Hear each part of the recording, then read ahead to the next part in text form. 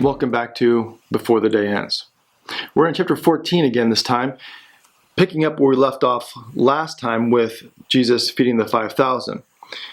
We're coming very quickly upon my favorite chapter in Matthew, chapter 15. Not just because I think it's the climax of one of the major points in Matthew's gospel, but the way he writes it, his literary technique is just phenomenal, and how he puts this story together in chapter 15. Also, as the climax, we're going to see how he kind of builds toward it and then away from it. And one way he does that is through these feedings. We had the feeding of the 5,000. And if you remember, how many basketfuls were left over after Jesus feeds 5,000 plus women and children? 12, right? 12 for the number of disciples, 12 for the tribes of Israel. Well, we'll see at the end of chapter 15, he's going to feed another group of people.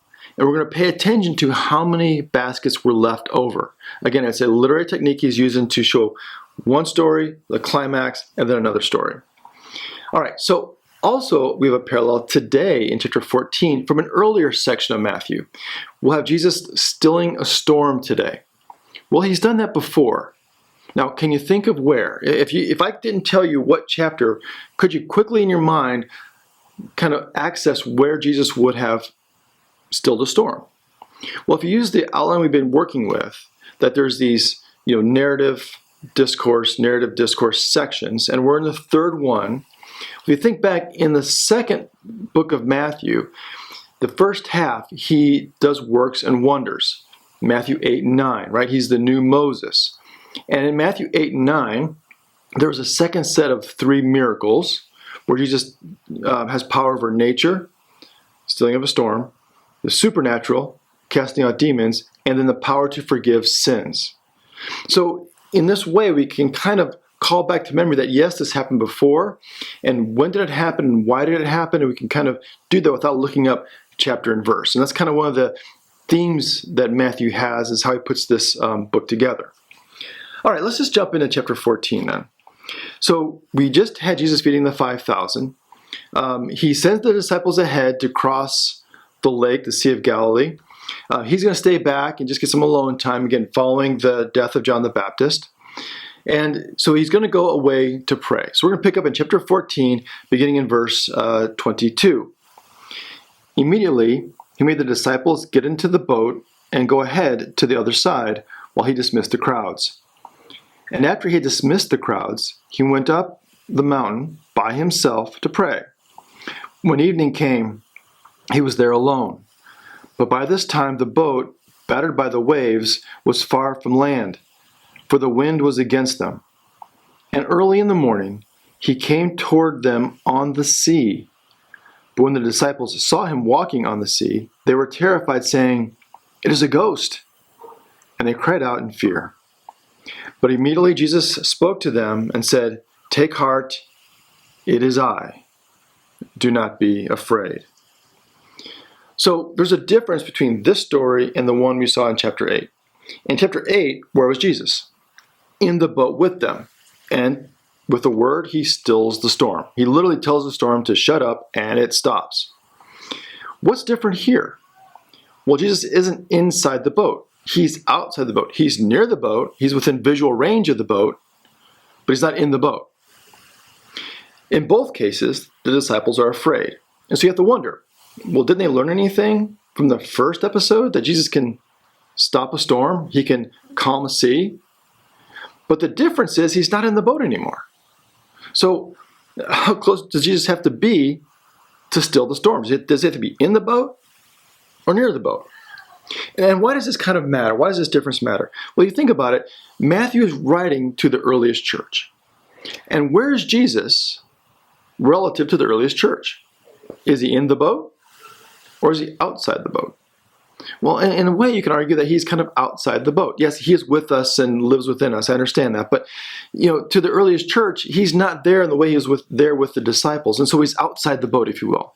And notice that he can still take care of us even outside the boat when the storms are going on. So there's a lesson in that too, that Jesus is near and still able to save, still keep us protected from the storms of life. There's also another section to this story. Let's keep reading in verse 28. Peter answered him, Lord, if it is you, command me to come to you on the water. He said, come. So Peter got out of the boat, started walking on the water, and came toward Jesus. But when he noticed the strong wind, he became frightened, and beginning to sink, he cried out, Lord, save me. Jesus immediately reached out his hand and caught him, saying to him, you of little faith, why did you doubt? When they got into the boat, the wind ceased.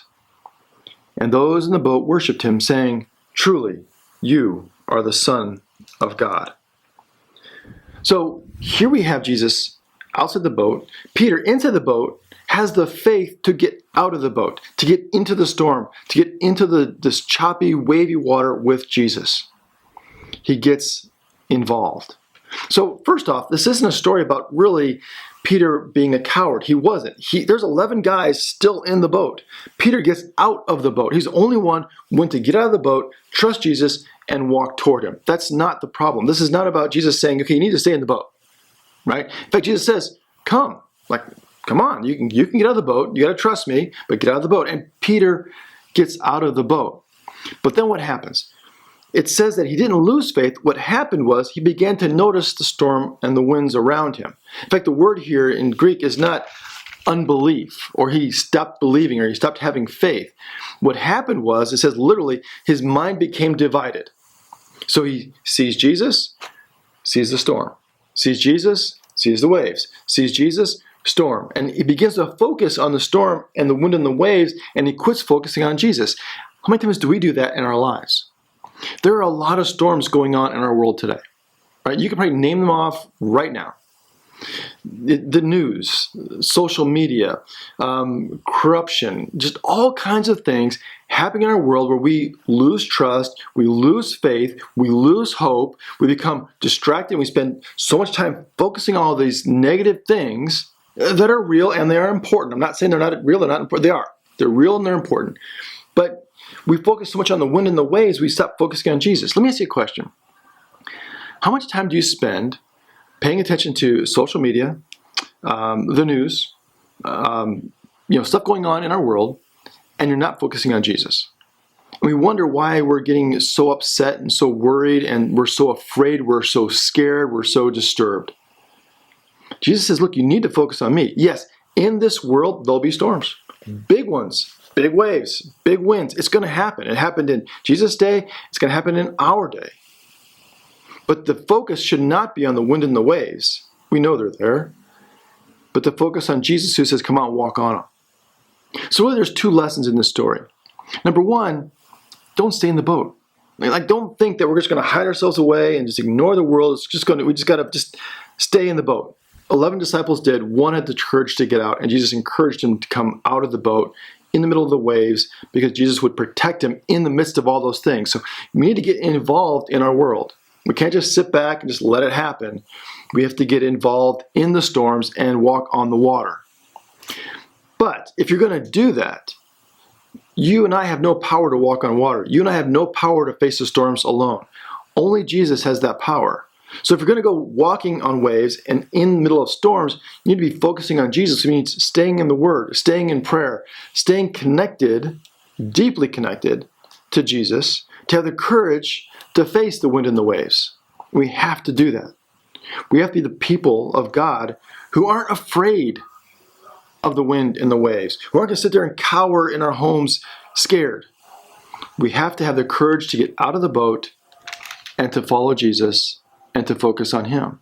I mean, the whole way we see the world is based on that. How we see the world is based on how we see Jesus and our focus on Him. C.S. Lewis, my favorite authors, he once said this in his book, Mere Christianity. He said, I believe in Christianity as I believe the sun has risen, not only because I see it, but because by it I see everything else. Like, you will see the storms in our world today based on how you see Jesus. Do you see them with fear and trepidation and cowardice and hiding away? Or do you get involved in the storms because you know who is calling you out of the boat to get involved? You know the one who's calling you out to be involved in the world. You know the one who's calling you up because you can trust Him, because he can walk in the midst of those storms, and he has, and he does, and he always will. He is with us today, tomorrow, and for eternity. And so we call on him as he calls on us to leave the boat. We'll see you next time for the climax of the Gospel of Matthew before the day ends.